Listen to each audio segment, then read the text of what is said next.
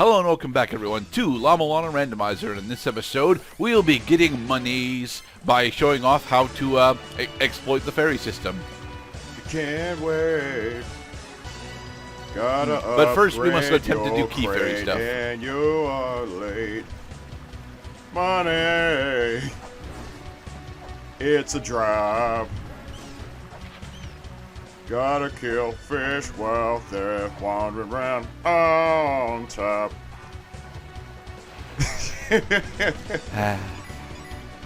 Money. Alright, Key Fairy. So, in order to successfully spawn a Key Fairy, what you usually need to do, unless you're going to gamble one out, is have the Miracle Witch and the Meckery software combination.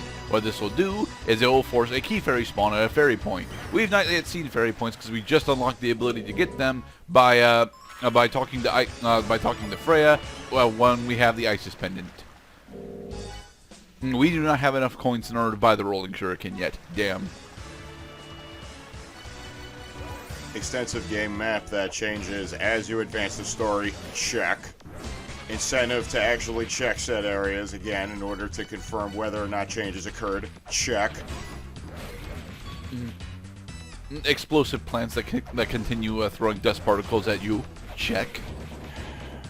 I think of another game that I'm trying to, at this moment.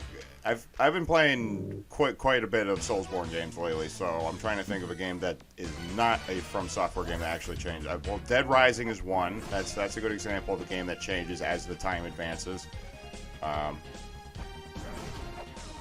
Any Majora's Mask. Yes, Majora's Mask. Excellent. Not quite Star Fox Adventures because it has a day and night cycle anyway, But the day and night cycle doesn't actually change the map at all. Right. Hell, the day and night cycle doesn't even affect enemy encounters. When you travel through time, it changes the map. But that's Ocarina of Time, not Star Fox Adventures. It's kind of like Star Fox Adventures, though. Well, only because Star Fox Adventures is babies for Zelda, and you can see more of our opinions on that in our playthrough that we uploaded like 4 fucking years ago. Inferno Cavern. Alright, we're back in the Inferno Cavern because we specifically are attempting to... Well, honestly, this part is mostly filler. We're bouncing in between shops looking for stuff that we need to actually go purchase.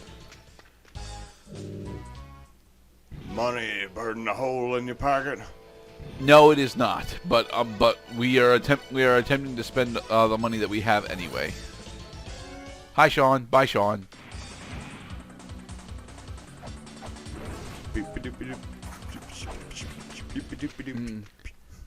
I believe what we're actually looking for is shurikens so that we can go and take down Socket.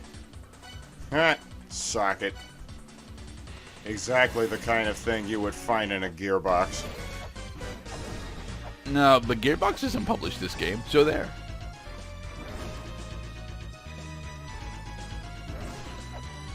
And jump. Again, that particular pot, every time that it spawns in, always has 10 coins in it. There we go, shuriken ammo.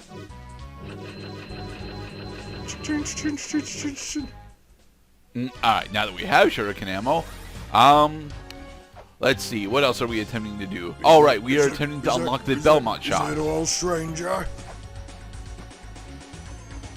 Because we still do not have the anchor, we end up screwing this particular trip up. But we will be unlocking the Belmont shop in this part. Now, I call it the Belmont shop despite the fact that on screen it's not going to be called that. But if you use the text tracks application, you can actually figure out what the names of each of the shops are. Oh, we're not going for Belmont shop this time. No, we're going over here in order to... That's right. We purchased shurikens so that we can do this check. I hate Tower of Ruin. Well, I don't actually hate Tower of Ruin all that much, to be perfectly honest.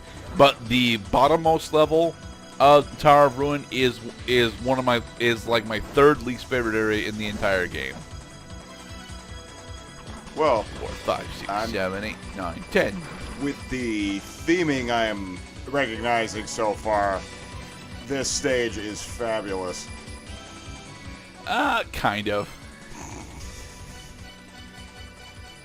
Alright, back to surface so we can go heal and figure out where else we need to go. What else we need to go do.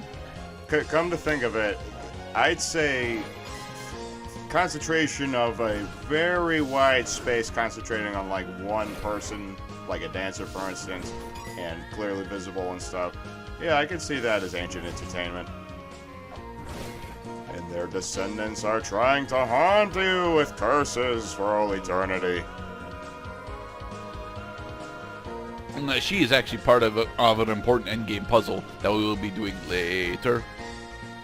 Still don't have the life seal, sadly.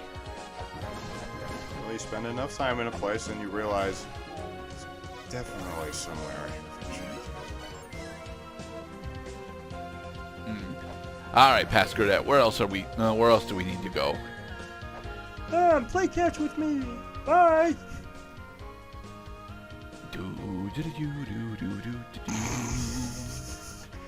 Yes, past Gurdette is sadly lost, and Yes. present Gurdette doesn't really know where past Gurdette wants to go either.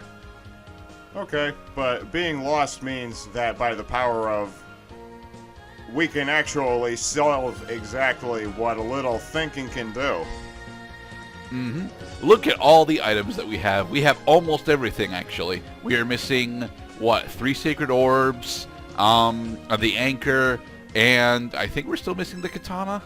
Well, good luck remembering where you got each of those.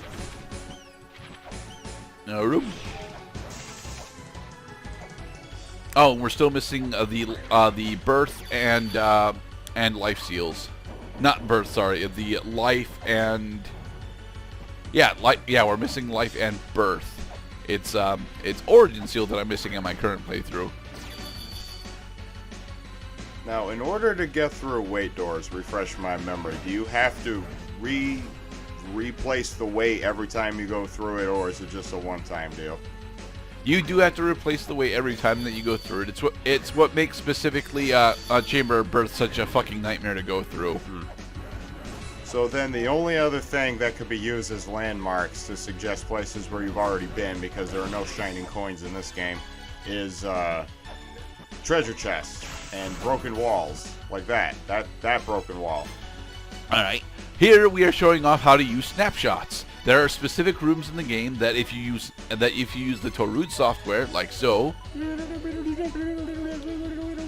you can get additional hints or Matrix. item checks. Originally, that is the e-music check, which is one of the 2 pieces of music software. And in this run, we got the key sword. The key sword we will be using at the very end of the game in order to unlock, well, the final boss. We will not be using the key sword before then, though, because the key sword is kind of shit. It has, I think, the same flat damage as the whip does, just with longer attack range and faster attack speed. These are actually really good steroids for the key sword, but because it only does a single point of damage, it's not really worth using.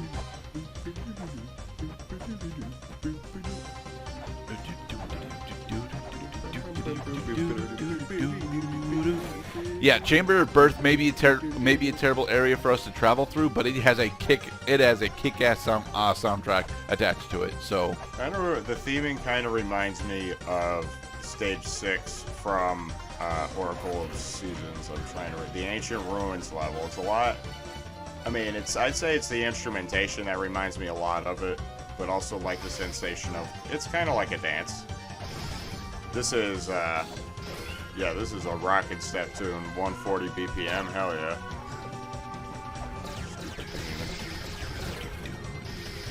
But yeah, this is why we don't use the key sword for combat, because it just straight up does not do enough damage against most of the enemies in the game. But we have to use we don't really need to use the key sword there, but we do need to use a weapon that doesn't strike downwards, or else we'll get hit by the retribution of lightning.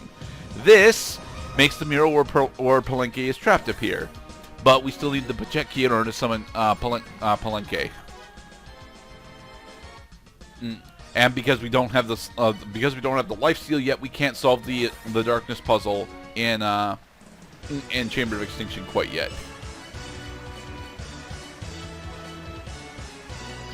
So what we're doing here is showing off what Capstar and Miracle Witch will do.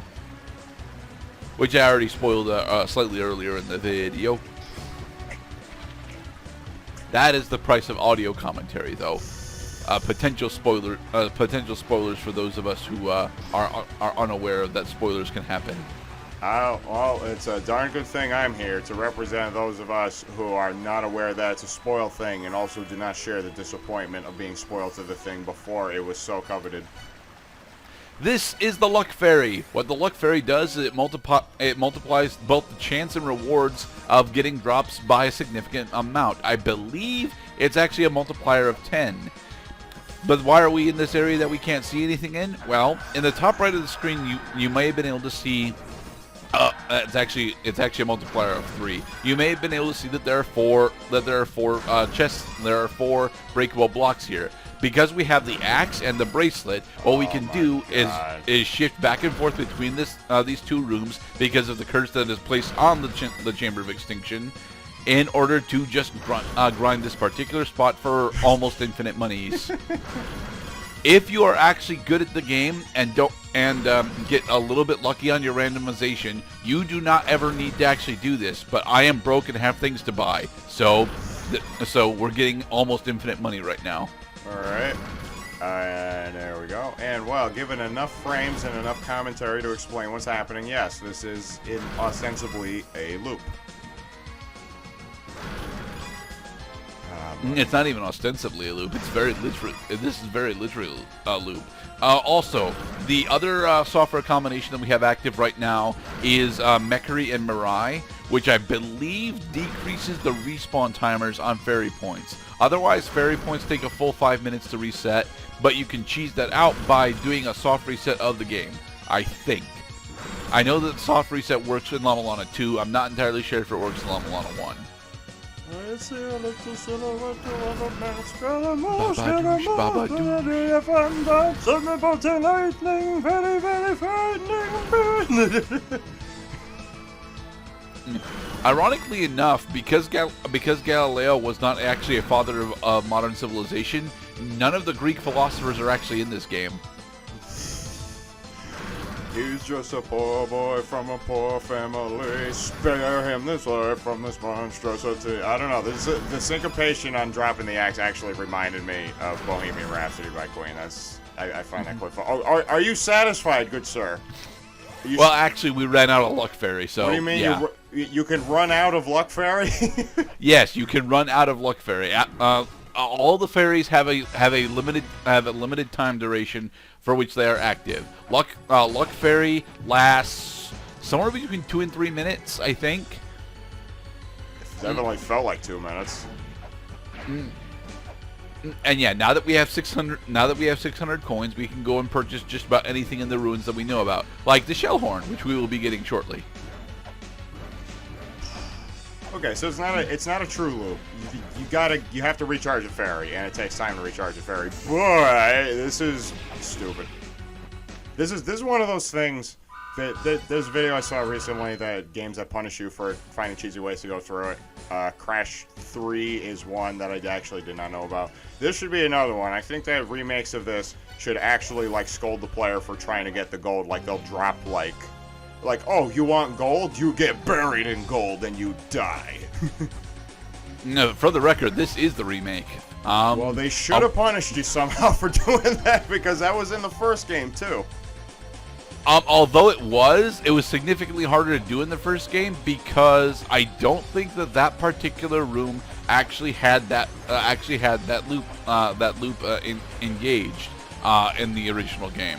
Specifically because there was a very specific coin chest in Twin Labyrinth that required you to hard reset the game every time in order for it to spawn 10 coins. And the thing is that in the original La-Mulana 1, you needed coins significantly more than you do in this game. And in the next part, we are going to discuss how using resetting the game exploits in Borderlands 2 will allow you to very quickly get your purple weapons in every single one of your weapon slots. By grinding.